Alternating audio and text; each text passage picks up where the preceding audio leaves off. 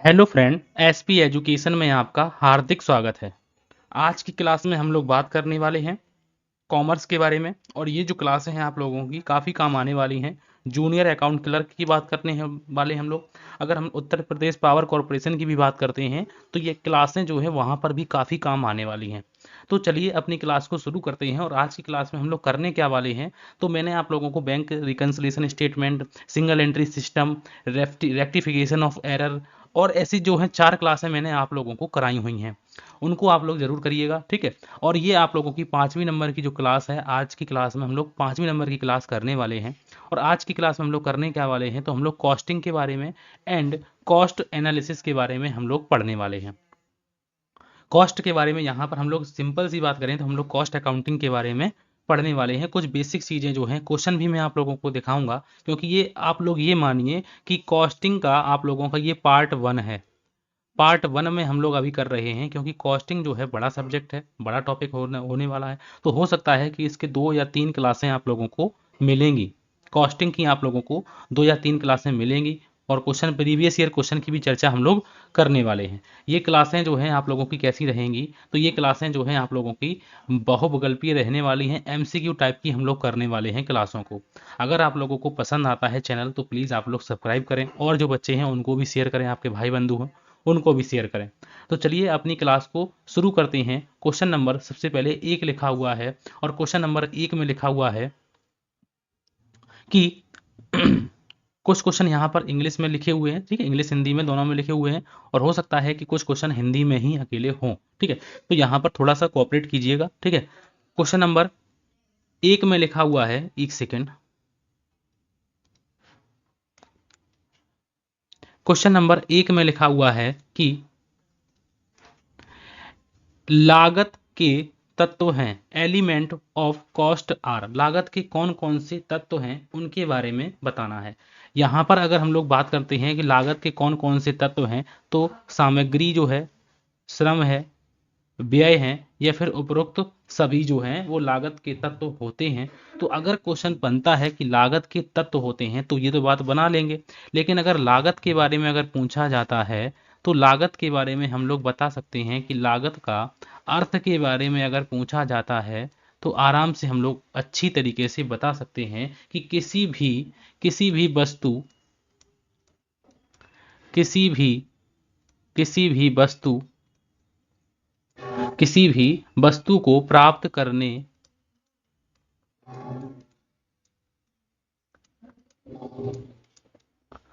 प्राप्त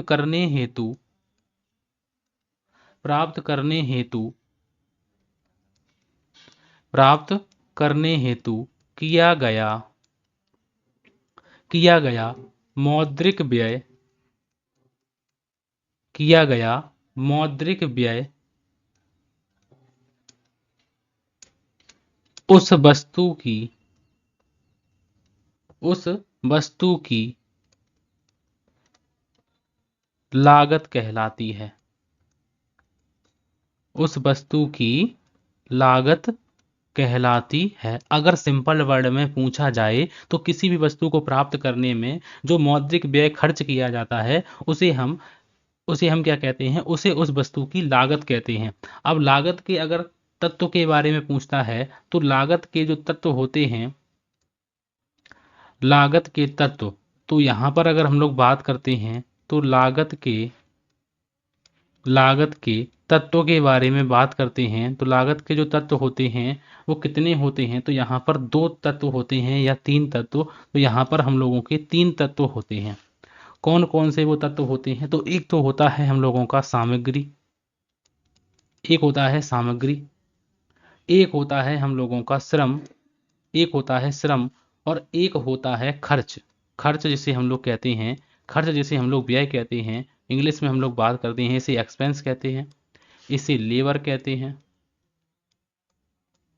और इसे हम लोग मटेरियल कहते हैं। तो ये 3 तत्व होते हैं, 1, 2 और 3। तो यहाँ पर इसका सही आंसर क्या हो जाएगा, डी ऑप्शन ही सही आंसर हो जाएगा कि लागत के 3 तत्व होते हैं। अब इनके भी बारे में हम लोग 2 प्रकार के होते हैं। एक होता है प्रत्यक्ष सामग्री, जो प्रत्यक्ष रूप से लगती है उसे हम प्रत्यक्ष सामग्री कहते हैं, और जो प्रत्यक्ष रूप से नहीं लगती है उसे हम अप्रत्यक्ष सामग्री कहते हैं। तो इसके बारे में भी पढ़ना होगा कि अप्रत्यक्ष सामग्री में कौन कौन सी जो है चीज़ें आती हैं। ऐसे ही श्रम भी दो प्रकार का होता है, वैसे ही खर्च भी दो प्रकार का होता है। प्रत्यक्ष व्यय यहाँ पर बात करते हैं तो एक होता है प्रत्यक्ष व्यय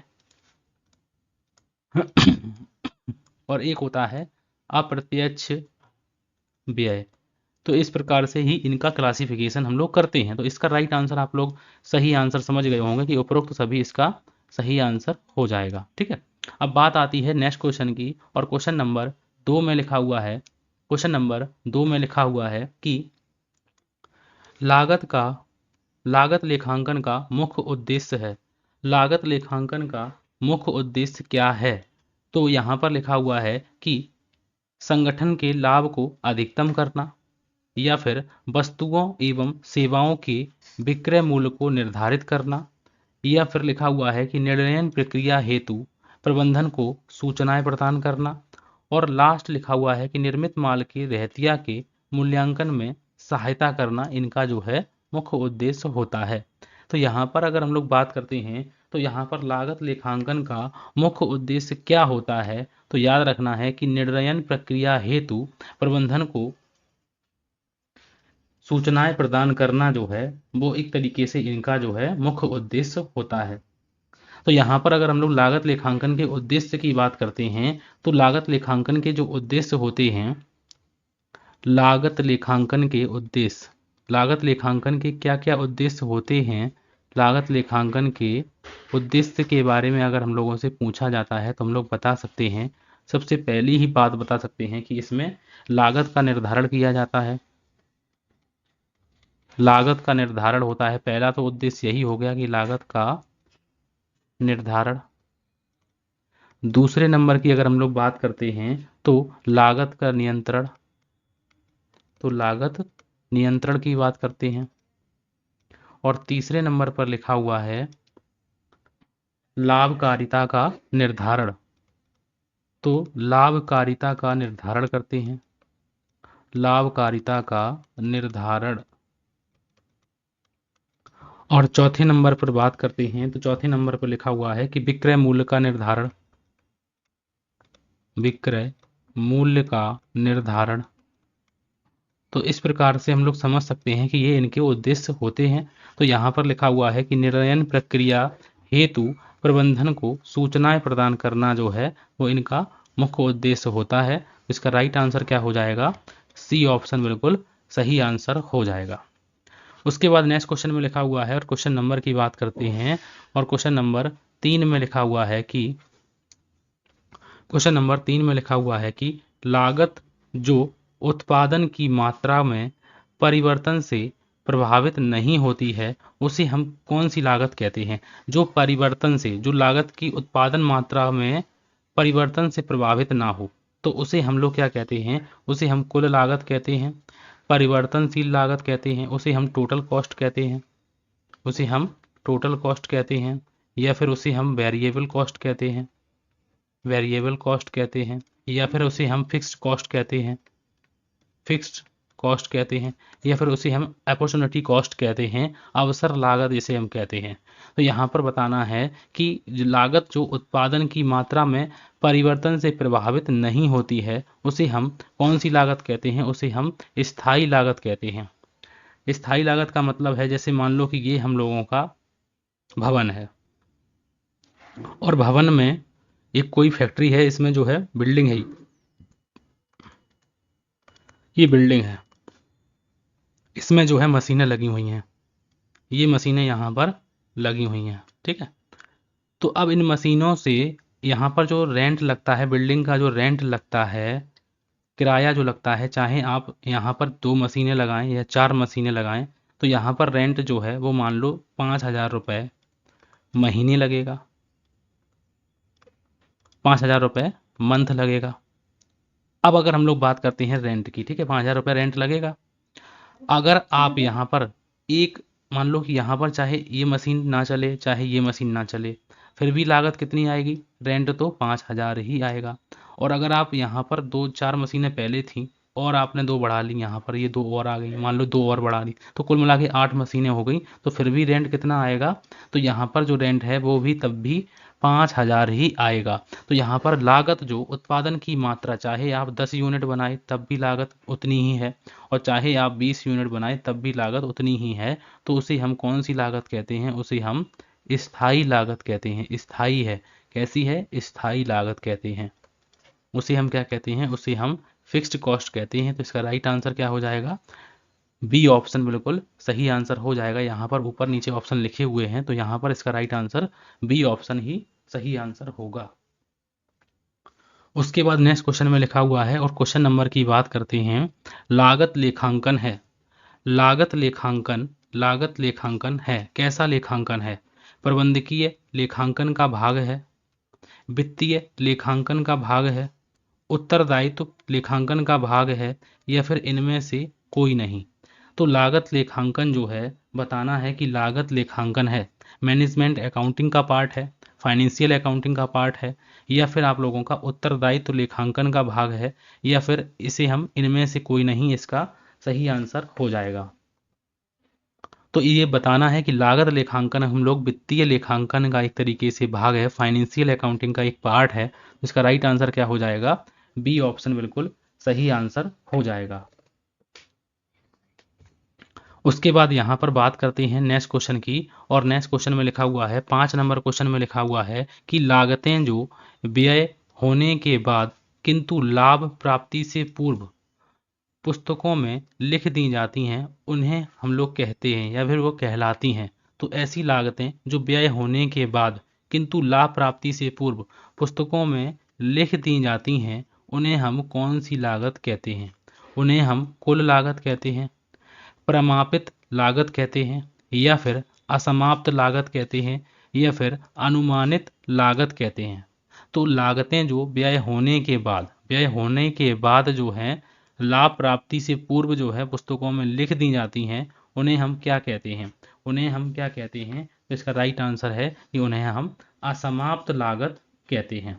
क्या कहते हैं? उन्हें हम असमाप्त लागत कहते हैं। तो इसका राइट आंसर हो जाएगा बी ऑप्शन, सी ऑप्शन बिल्कुल सही आंसर हो जाएगा।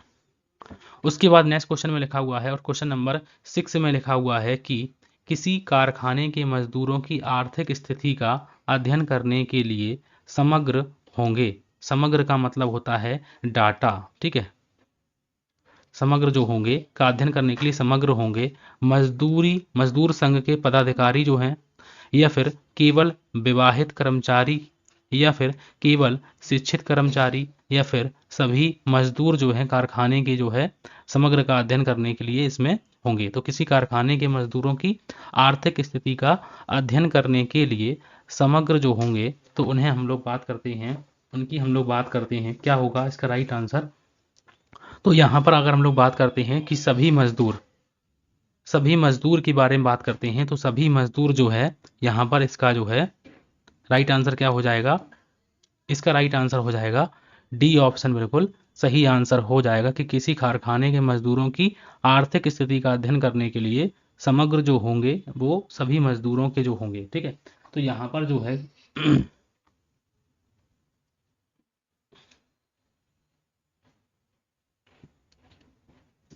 अगर हम लोग बात करते हैं प्रतिदर्श की, प्रतिदर्शज, तो प्रतिदर्शज को हम लोग क्या कहते हैं? तो यहाँ पर इसको कहते हैं सैंपल, ठीक है। तो यहाँ पर जो ये वर्ड अलग चीज है, और समग्र जो है ये सभी मजदूरों से बात आती है। तो इसका राइट आंसर हो जाएगा डी ऑप्शन ही सही आंसर हो जाएगा। उसके बाद नेक्स्ट क्वेश्चन में लिखा हुआ है, क्वेश्चन नंबर की बात करते हैं, और क्वेश्चन नंबर में लिखा हुआ है कि 7 नंबर क्वेश्चन में लिखा हुआ है कि लागत लेखांकन का उद्भव हुआ है, मतलब कि इसका ओरिजिन कहाँ से हुआ है। कॉस्ट अकाउंटिंग ओरिजिन की बात करते हैं, तो यहाँ पर वित्तीय लेखांकन की कमियों को दूर करने के लिए इसका जो है उद्भव हुआ है, या फिर प्रबंधकीय लेखांकन की कमियों को दूर करने के लिए हुआ है, या फिर प्रमाप लागत की कमियों को दूर करने के लिए इसका जो है उद्भव हुआ है। तो लागत लेखांकन का उद्भव क्यों हुआ है या किस लिए हुआ है? तो इसका सही आंसर जो है वो आप लोगों को बताना है कि लागत लेखांकन का उद्भव एवं विकास जो है वो लेखांकन की कमियों को, कौन से लेखांकन की कमियों को तो वो वित्तीय लेखांकन की कमियों को, जब भाग उसी का है। अगर लागत लेखांकन की बात करते हैं कि लागत लेखांकन किसका भाग है, लागत लेखांकन की बात आती है, ये किसका भाग है, तो ये जो भाग है अगर हम लोग बात करते हैं तो ये वित्तीय लेखांकन का भाग है। किसका भाग है? वित्तीय लेखांकन का भाग है। ठीक है। और अगर बात करते हैं कि अगर इसका उद्भव क्यों हुआ है, तो इसमें कोई ना कोई कमियां होंगी। इन्हीं को दूर करने के लिए किसका उद्भव हुआ है, तो इन्हीं कमियों को दूर करने के लिए लागत लेखांकन का उद्भव हुआ है। लागत लेखांकन का उद्भव जो है, लागत लेखांकन का उद्भव किसकी कमियों को दूर करने के लिए हुआ है, तो ये जो है ये वित्तीय लेखांकन की कमियों को दूर करने के लिए हुआ है। तो इसका राइट आंसर क्या हो जाएगा? ए ऑप्शन बिल्कुल सही आंसर हो जाएगा। उसके बाद नेक्स्ट क्वेश्चन में लिखा हुआ है कि the institute of cost and work accountant of India का प्रधान कार्यालय स्थित है, कहाँ पर स्थित है, तो इसका सही आंसर आप लोगों को बताना है कि the institute of cost and works accounting of India का प्रधान कार्यालय, हेड ऑफिस कहाँ पर है, तो वो कलकत्ता में है, मुंबई में है, दिल्ली में है, या फिर इलाहाबाद में है। तो इसका सही आंसर जो है वो आप लोगों को बताना है कि the institute of cost and work account का जो प्रधान कार्यालय है वो कहाँ पर है। तो इसका राइट आंसर है ए ऑप्शन बिल्कुल सही आंसर हो जाएगा, कि ए ऑप्शन बिल्कुल सही आंसर हो जाएगा। अब यहाँ पर बात करते हैं कि इसका जो है स्थापना इसकी कब हुई थी। अगर इसकी स्थापना की बात पूछी जाती है, तो अगर इसकी स्थापना की बात अगर पूछी जाए तो हम लोग बता सकते हैं कि इसकी स्थापना 28 मई 28 मई 28 मई 1959 को इसकी स्थापना हुई थी। स्थापना जो है 28 मई 1959 को इसकी स्थापना जो है हुई थी। तो इसका सही आंसर फिलहाल ए ऑप्शन होगा। और अगर स्थापना की बात करते हैं तो इसका स्थापना की बात 28 मई 1959 की स्थापना इसकी होती है। अगर बात करते हैं नेक्स्ट क्वेश्चन की, और नेक्स्ट क्वेश्चन में लिखा हुआ है कि अस्पतालों में लागत निर्धारण की कौन सी विधि जो है प्रयुक्त होती है। अस्पतालों में तो लागत लेखांकन की कौन सी विधि जो है प्रयुक्त होती है, तो इसमें हम लोगों से पूछा गया है। यहाँ पर अगर हम लोग बात करते हैं अस्पतालों में लागत निर्धारण की कौन सी विधि जो है प्रयुक्त होती है, तो हम लोगों को मालूम होनी चाहिए कि कौन सी विधि कहाँ पर प्रयुक्त होती है। ठीक है। तो यहाँ पर अगर हम लोग बात करते हैं कि लागत तो वैसे बहुत प्रकार की होती है। तो समूह लागत को कहते हैं बैच कॉस्ट। जैसे हम लोग बात करते हैं समूह लागत, और समूह लागत की बात करते हैं समूह लागत को कहते हैं बैच कॉस्ट। अब यहाँ पर अगर हम लोग बात करते हैं इसके बारे में, समूह लागत के बारे में, तो यहाँ पर लिखा हुआ है कि समूह लागत से आशय एक ऐसी लागत इकाई से है। समूह समूह लागत समूह लागत से आशय समूह लागत से आशय एक ऐसी इकाई एक ऐसी इकाई एक ऐसी इकाई से संबंधित है। एक ऐसी इकाई से एक ऐसी इकाई से संबंधित है। एक ऐसी इकाई से लागतों संबंधित लागतों का योग है। संबंधित लागतों का योग है जिसमें जिसमें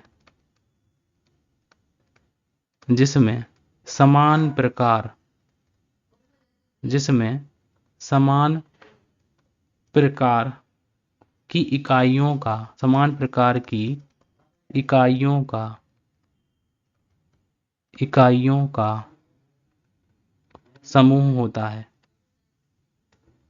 समूह होता समूह होता है। तो इस प्रकार से मैं आप लोगों को सारी बातें डिटेल में पढ़ाने वाला हूँ। बहुत ही जल्द आप लोगों को ये क्लासें भी मिलने वाली हैं।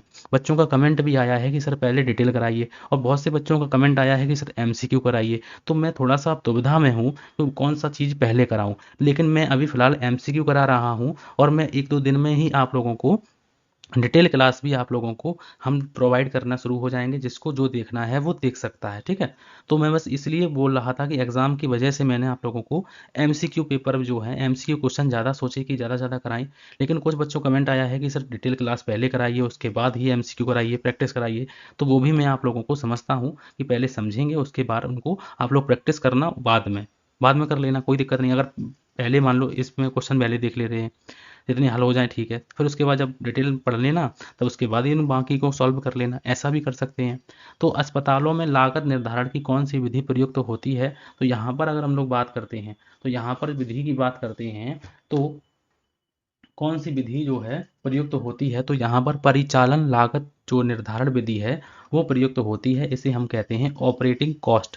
ऑपरेटिंग कॉस्ट विधि जो है इसका निर्धारण किया जाता है। तो इसका राइट आंसर जो है वो हो जाएगा ए ऑप्शन, बिल्कुल सही आंसर हो जाएगा। मैं आप लोगों को जब डिटेल पढ़ाऊंगा तो वहाँ पर batch cost, process cost, operating cost और operation cost, contract cost, joint cost, ये सारी बातें आप लोगों को बताऊंगा। कुछ एक्स्ट्रा जो है समय के आधार पर भी इन्होंने लागतों को बांट के रखा हुआ है कि समय के आधार पर लागतें जो हैं ऐतिहासिक लागत होती हैं, पूर्व निर्धारित लागत होती हैं। अगर हम लोग बात करते हैं समय के आधार पर, ठीक है, समय के आधार पर लागतें, समय के आधार पर लागतें कितनी होती हैं, समय के आधार पर लागत, ठीक है। तो समय के आधार पर लागत जो है वो कितनी होती हैं उनके बारे में समझ लेते हैं कि समय के आधार पर लागतें जो हैं, तो यहाँ पर जो है वो 4 होती हैं। कौन कौन सी होती हैं? एक होती हैं ऐतिहासिक लागत, ठीक है, ऐतिहासिक लागत, ऐतिहासिक लागत होती हैं, ऐतिहासिक लागत जिन्हें हम लोग कहते हैं हिस्टोरिकल कॉस्ट।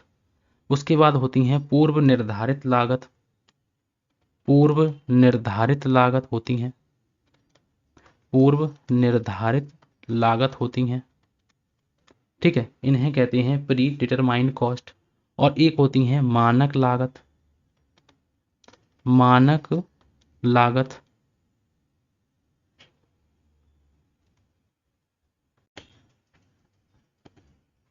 तो एक होती हैं निर्धारित, पूर्व निर्धारित लागत, ये तो मैंने बता ही दी है आप लोगों को। एक होती हैं मानक लागत, मानक लागत, और एक होती हैं हम लोगों की अनुमानित लागत, एक होती हैं अनुमानित लागत, इन्हें कहते हैं एस्टिमेटेड कॉस्ट। इन्हें कहते हैं, मानक लागत को कहते हैं स्टैंडर्ड कॉस्ट। तो ये सारी बातें मैं आप लोगों को यहाँ पर लागतों के डिटेल क्लास भी कराऊंगा मैं आप लोगों को। वो तो मैं अभी आप लोगों को कुछ चीज़ें बता रहा हूँ कि मान लो समय के आधार पर लागतों का क्लासीफाई करने को ही मान लो पूछ दे कि ऐतिहासिक लागत आप लोग किस में रखेंगे, तो ये बता सकते हैं हम लोग, ठीक है, कि ऐतिहासिक लागत को हम लोग इसमें रख सकते हैं। उसके बाद उत्पादन या प्रकृति के आधार पर लागत को कितने भागों में बांटा गया है, तो यहाँ से क्वेश्चन बन सकता है, ठीक है। तो ये आप लोग जुड़े रहिए, डिटेल क्लास में फुल आप लोगों को पढ़ा सकता हूँ, पूरा कॉस्ट अकाउंटिंग इतना डिटेल में पढ़ा सकता हूँ, इसमें आप लोग खुद कहेंगे कि ये बहुत डिटेल हो गया, ठीक है। लेकिन नहीं, मुझे आप लोगों का समय के हिसाब से और सिलेबस के हिसाब से पढ़ाना है, ठीक है। तो चलिए अपनी क्लास को आगे बढ़ाते हैं। और लिखा हुआ है नेक्स्ट क्वेश्चन में कि किसका निर्धारण करते समय, क्वेश्चन नंबर नेक्स्ट में लिखा हुआ है कि किसका निर्धारण करते समय सामग्री उपयोग की दर सर्वाधिक महत्वपूर्ण कारक होती है। किसका निर्धारण करते समय सामग्री उपयोग की जो दर होती है वो सबसे महत्वपूर्ण होती है। फीफो विधि, लीफो विधि, और उसके बाद मुझे लीफो विधि, फीफो विधि और भी विधियां होती हैं, उनको भी मैं आप लोगों को कराऊंगा, उनकी डिटेल भी कराऊंगा, ठीक है। तो किसका निर्धारण करते समय सामग्री उपयोग की जो दर होती है वो सर्वाधिक महत्वपूर्ण कारक होती है, तो इसे कहते हैं अधिकतम सीमा, निम्नतम सीमा, पुनः आदेश स्तर, या इनमें से सभी। तो इसका सही आंसर आप लोगों को बताना है कि किसका निर्धारण करते समय सामग्री उपयोग की जो दर होती है वो सर्वाधिक महत्वपूर्ण कारक होती है। तो अगर हम लोग बात करते हैं कि, तो इसका राइट आंसर हो जाएगा कि इनमें से सभी जो है वो निर्धारण करते समय महत्वपूर्ण कारक होती हैं। तो इसका राइट आंसर हो जाएगा डी ऑप्शन बिल्कुल सही आंसर हो जाएगा। उसके बाद नेक्स्ट क्वेश्चन में लिखा हुआ है और क्वेश्चन नंबर की बात करते हैं कि लागत योग का मतलब होता है प्लस। ठीक है, लागत योग की बात करते हैं तो लागत योग ठेके सामान्यता उन दशाओं में लागू होते हैं जहां, हेलो, हाँ,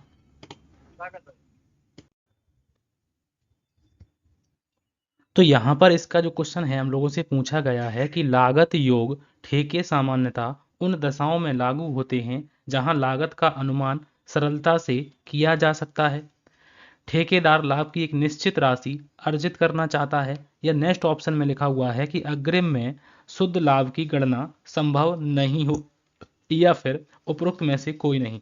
तो लागत योग ठेके जो है सामान्यतः कहाँ पर लागू होते हैं, तो याद रखिएगा कि जहां पर अग्रिम में शुद्ध लाभ की गणना संभव नहीं होती है वहां पर हम लोग लागत योग ठेके सामान्यतः वहां पर लागू किए जाते हैं। तो इसका सही आंसर क्या हो जाएगा, सी ऑप्शन बिल्कुल सही आंसर हो जाएगा। फिर जब डिटेल बताऊंगा तब आप लोगों को ये क्वेश्चन भी एक एक मिनट में आप लोगों को समझ में आ जाएगा। बिल्कुल थोड़ी सी बातें हैं, ठीक है। अब बात आती है नेक्स्ट क्वेश्चन में कि आवधिक लागत से आशय, आवधिक लागत से आशय पूछा गया है कि इसका मतलब क्या होता है। आवधिक लागत का मतलब होता है प्राइम लागत से, स्थायी लागत से, परिवर्तनशील लागत से, या फिर अर्ध परिवर्तनशील लागत से। तो आवधिक लागत से जो आशय है इसके सही आंसर की बात करते हैं तो आवधिक लागत का मतलब होता है स्थायी लागत से, फिक्स्ड कॉस्ट से। तो इसका सही आंसर हो जाएगा स्थायी लागत, इसका सही आंसर हो जाएगा।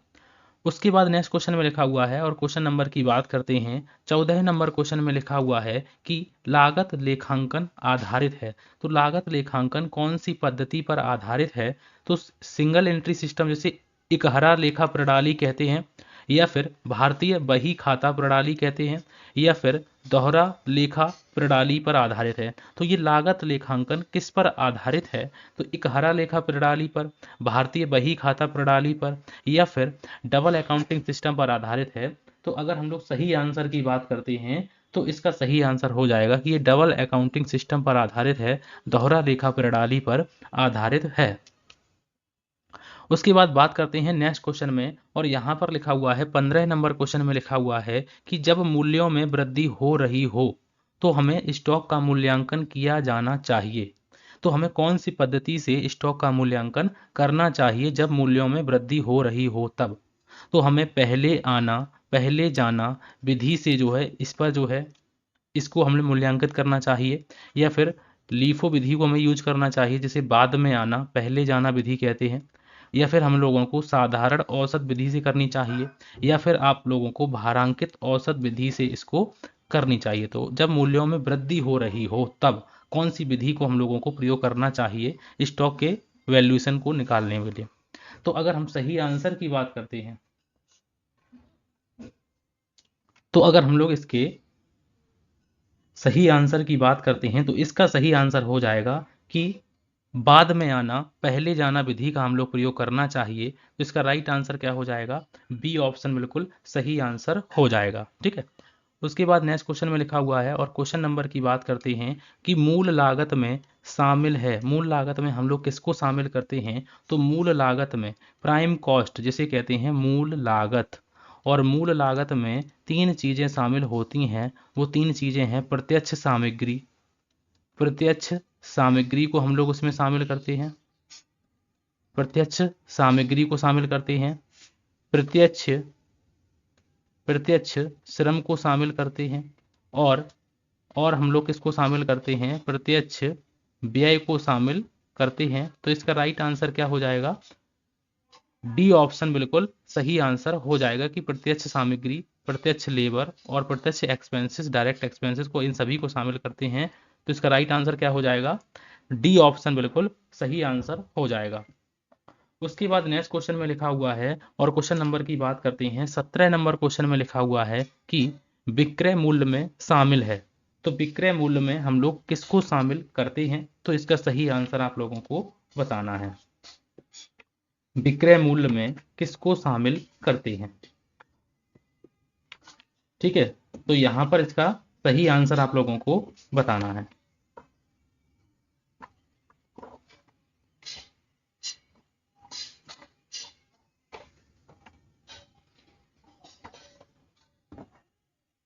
तो विक्रय मूल्य में हम लोग किसको शामिल करते हैं, मूल लागत को शामिल करते हैं, कारखाना लागत को शामिल करते हैं, उत्पादन लागत को शामिल करते हैं, कुल लागत को शामिल करते हैं, या फिर उपरोक्त सभी को हम लोग इसमें शामिल करते हैं। तो सही आंसर आप लोगों को बताना है।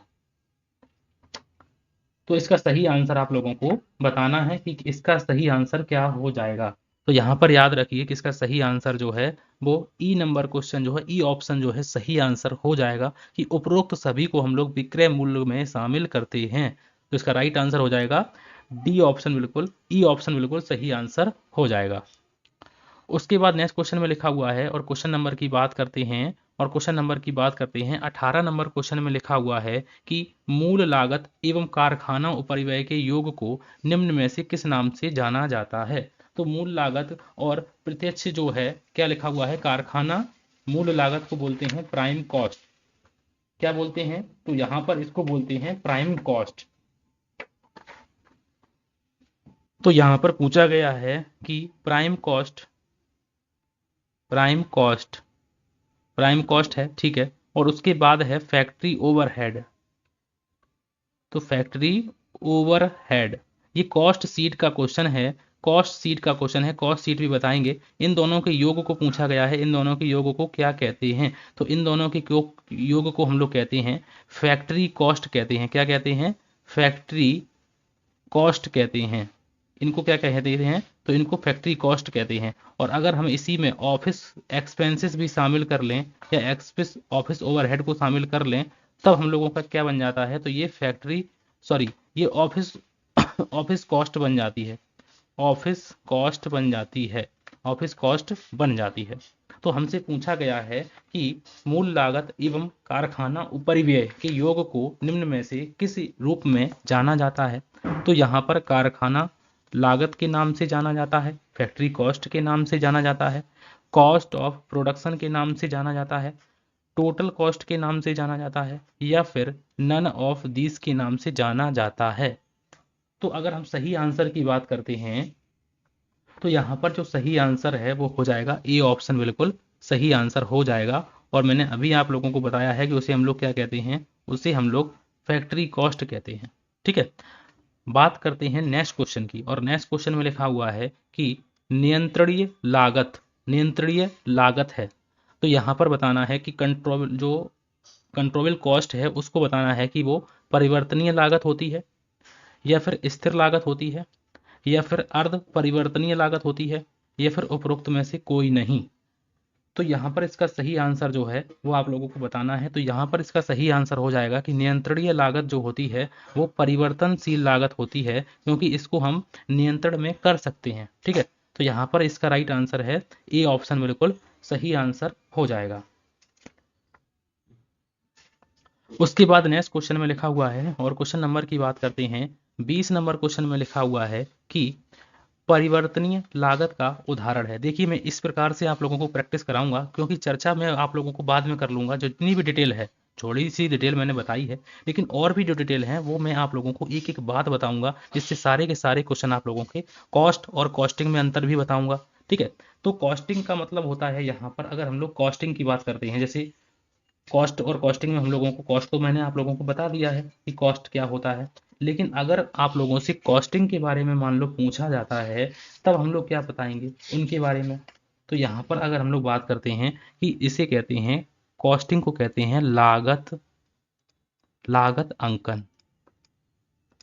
हिंदी में क्या कहते हैं, लागत अंकन या लागत निर्धारण, लागत निर्धारण। इसी को कहते हैं हम लोग कॉस्टिंग, इसी को क्या कहते हैं, कॉस्टिंग कहते हैं। अब इसका मतलब क्या है यहाँ पर, तो यहाँ पर लिखा हुआ है कि लागत अंकन देखो, बताने को मैं बहुत डिटेल बता सकता हूँ, लेकिन यहाँ पर मुझे प्रैक्टिस करानी है आप लोगों को।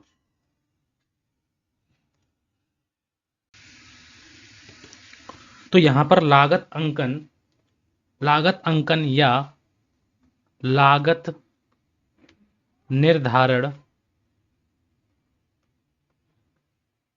लागत निर्धारण का आशय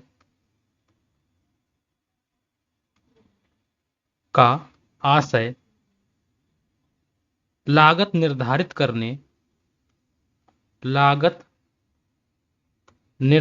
करने की एक तकनीक है। तो ये है लागत अंकन। तो लागत अंकन का मतलब है लागत निर्धारण करने की एक तकनीक से है। तो यहाँ पर परिवर्तनीय लागत का उदाहरण हमसे पूछा है। तो परिवर्तनीय लागत का जो उदाहरण है वो प्रत्यक्ष सामग्री और प्रत्यक्ष सामग्री लागत जो है वो परिवर्तनीय है या नहीं, किराया दर एवं कर जो है वो परिवर्तनीय है या नहीं, पूंजी पर ब्याज परिवर्तनीय है या नहीं, या फिर उपरोक्त सभी जो है वो परिवर्तनीय में आते हैं। तो यहाँ पर हमसे क्वेश्चन पूछा है कि परिवर्तनीय लागत का जो है उदाहरण पूछा है, तो इसका सही आंसर बताना है। तो इसका जो सही आंसर है वो क्या हो जाएगा, तो इसका सही आंसर हो जाएगा ए ऑप्शन, बिल्कुल सही आंसर हो जाएगा कि परिवर्तनीय लागत का जो उदाहरण है वो प्रत्यक्ष सामग्री लागत की बात करेंगे। तो इसका राइट आंसर है ए ऑप्शन, बिल्कुल सही आंसर हो जाएगा। 21 नंबर क्वेश्चन में लिखा हुआ है कि कुल परिवर्तनीय लागत में वृद्धि का कारण है। कुल परिवर्तनीय लागत में वृद्धि का क्या कारण है? विक्रय में वृद्धि, स्थिर लागत में वृद्धि, उत्पादन में वृद्धि, या इनमें से कोई नहीं।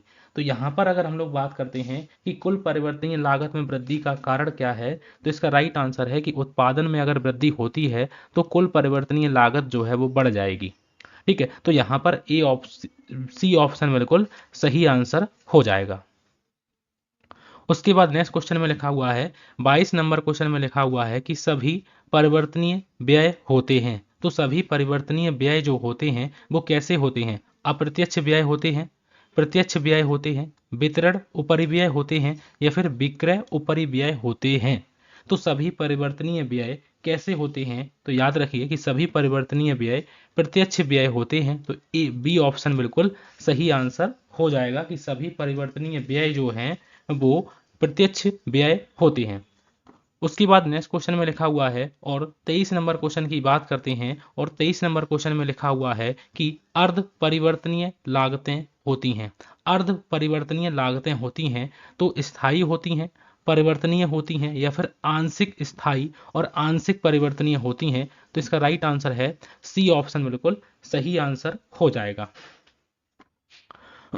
उसके बाद नेक्स्ट क्वेश्चन में लिखा हुआ है और 24 नंबर क्वेश्चन की बात करते हैं, और 24 नंबर में लिखा हुआ है कि आग लगने से हुई सामग्री की हानि को माना जाता है। आग लगने से अगर कोई सामग्री की हानि हुई है तो उसे हम असामान्य हानि मानेंगे, उसे हम सामान्य हानि मानेंगे, या फिर उसे हम व्यापारिक हानि मानेंगे, या फिर इनमें से कोई नहीं। तो उसे हम कैसी हानि मानेंगे? तो वो नॉर्मल कंडीशन पर नहीं हुई है तो इसीलिए हम उसे असामान्य हानि मानेंगे। उसके बाद नेक्स्ट क्वेश्चन में लिखा हुआ है और 25 नंबर क्वेश्चन में लिखा हुआ है कि मूल लागत तथा उपरिव्यय मिलकर बनते हैं या बनाते हैं। तो मूल लागत और उपरिव्यय मिलकर क्या बनाते हैं? तो इसका राइट आंसर है हम लोगों का सेलिंग प्राइस बनाते हैं, टोटल कॉस्ट बनाते हैं, प्रोडक्शन कॉस्ट बनाते हैं, या फिर ऑफिस कॉस्ट बनाते हैं। तो अगर हम लोग इसके राइट आंसर की बात करते हैं कि मूल लागत और उपरिव्यय मिलकर क्या बनाते हैं, तो मूल लागत और उपरिव्यय मिलकर कुल लागत बनाते हैं। तो इसका राइट आंसर है बी ऑप्शन, बिल्कुल सही आंसर हो जाएगा। उसके बाद 26 नंबर क्वेश्चन में लिखा हुआ है कि निम्न में से एक को छोड़कर समस्त व्यय कारखाना परिव्यय हैं। तो निम्न में से एक को छोड़कर बाकी के सारे व्यय कारखाने के हैं। तो कारखाने का बीमा की बात करते हैं तो ये भी है, हिरास की बात करते हैं तो ये भी है, ड्राइंग कार्यालय का वेतन तो ये बताना है, या फिर सैलरी जो है ये बताना है। तो इसमें पूछा गया है कि इसमें जो है एक को छोड़कर बाकी के सारे व्यय कारखाना के हैं, फैक्ट्री ओवरहेड है। तो यहाँ पर याद रखें कि सैलरी जो है वो सैलरी को छोड़कर बाकी के सारे व्यय जो हैं ये कारखाना परिव्यय के माने जाते हैं। तो इसका राइट आंसर है डी ऑप्शन, बिल्कुल सही आंसर हो जाएगा, क्योंकि ये जो है ये ऑफिस के एक्सपेंसेस हैं। उसके बाद नेक्स्ट क्वेश्चन में लिखा हुआ है 27 नंबर क्वेश्चन की बात करते हैं कि प्रति इकाई परिवर्तनशील लागत हमेशा रहती है। प्रति इकाई परिवर्तनशील लागत हमेशा रहती है, स्थिर रहती है, परिवर्तनशील रहती है, या फिर अर्ध परिवर्तनशील रहती है, या फिर इनमें से कोई नहीं। तो याद रखिए कि यदि जो है प्रति इकाई परिवर्तनशील लागत जो है वो हमेशा कैसी रहती है, तो यहाँ पर याद रखिए कि इसका राइट आंसर, अब आप लोगों को इसका सही आंसर बताना है, कि इसका सही आंसर आप लोगों को भी बताना है। होमवर्क में ये 12 नंबर क्वेश्चन 27 नंबर क्वेश्चन का इस प्रकार से आप लोग कमेंट कीजिए कि आंसर में आंसर लिखिए और 27 नंबर का आंसर लिखिए। इस प्रकार से जो भी आंसर आप लोगों को लगे इस प्रकार से आप लोग लिखिए, कि तब भी हम लोग भी जाने कि आप लोग क्वेश्चन को समझ रहे हैं, आप लोग भी आंसर कर रहे हैं। ठीक है, उसके बाद अगर आप लोगों को पसंद आइए, होमवर्क में क्वेश्चन दिया हुआ है। ठीक है, 28 नंबर क्वेश्चन पर चलते हैं और 28 नंबर में लिखा हुआ है कि स्थायी लागत प्रति इकाई में वृद्धि होती है। तो स्थायी लागत जो है प्रति इकाई में वृद्धि होती है, तो किस में वृद्धि होती है? परिवर्तनशील लागत प्रति इकाई बढ़े तब होती है, परिवर्तनशील लागत प्रति इकाई घटती है तब वृद्धि होती है, उत्पादन मात्रा बढ़े या उत्पादन मात्रा घटे। तो यहाँ पर याद रखना है, इसका राइट आंसर जो हो जाएगा वो डी ऑप्शन बिल्कुल सही आंसर हो जाएगा, कि उत्पादन मात्रा जब घटे तब स्थायी लागत प्रति इकाई में वृद्धि होती है। तो इसका राइट आंसर है डी ऑप्शन बिल्कुल सही आंसर हो जाएगा। ठीक है, और आज का हम लोगों का आखिरी क्वेश्चन लिखा हुआ है 29 नंबर क्वेश्चन में लिखा हुआ है कि निम्न में से कौन सी मद लागत लेखों में सम्मिलित नहीं की जाती है। तो इनमें से कौन सी मद जो है वो लागत लेखों में हम लोग सम्मिलित नहीं करेंगे, तो उसे हम बोलते हैं गोदाम का किराया, तो हम लोग शामिल करेंगे। अंश हस्तांतरण शुल्क को हम लोग इसमें शामिल नहीं करते हैं, तो इसका राइट आंसर ही हो जाएगा बी ऑप्शन बिल्कुल सही आंसर हो जाएगा। इसी प्रकार से मैंने ये भी क्वेश्चन कराए हुए हैं, यहाँ पर मैंने डिटेल नहीं बताई है, मैंने फास्ट मूवमेंट करके मैंने आप लोगों को यहाँ पर कम समय में ज़्यादा से ज़्यादा सोचा है कंटेंट प्रोवाइड किया जाए। थ्योरी नहीं बताई है, थ्योरी को मैं अलग से पीपीटी बना के आप लोगों को वहाँ पर कराऊंगा, जो भी बातें महत्वपूर्ण होंगी उनको मैं लिख दूंगा और पहले से ही लिख के रखूंगा। ठीक है, जिससे आप लोगों का समय बचे और आप लोग क्विक रिवीजन करें, एग्जाम में अच्छे से अच्छे आप लोगों के एग्जाम में नंबर आए। ठीक है, और सभी लोग सिलेक्शन लें, ये मेरी सभी को शुभकामनाएं हैं।